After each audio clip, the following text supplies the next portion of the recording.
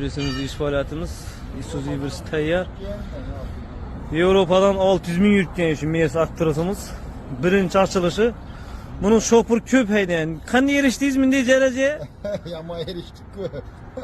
4 jölden etcettiler. 1 milyon 300 bin tomat fark kaldı kağala. Neyse 3'ten çıkan katalizator filtre. 2'ten çıkan görürseniz de akıp kalan katalizator.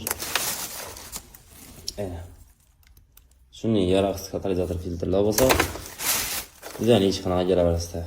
Aynen euro variantları bulduğum olsa şunun bakadan satıp alamız. Cobalt Zentras farklı çıkan katalizatorlarını. Her fil geledi. Şunun için şu videomuzu ayıp edelim.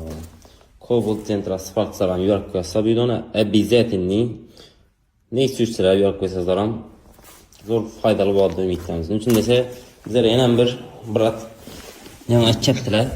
Evet. Bunu satmağa geldiler. Katalizatorunu dıkılıp kaldığını bilmeyenler bizi. Şimdi kilometrini yürüde 80 bin kilometreye dıkılan borcunun için satıp vereyim. O kilometre geldi diyen maksatta geldiler. Misal buna ise açık kaydı olmasak içini şunun ağır halatta gördük.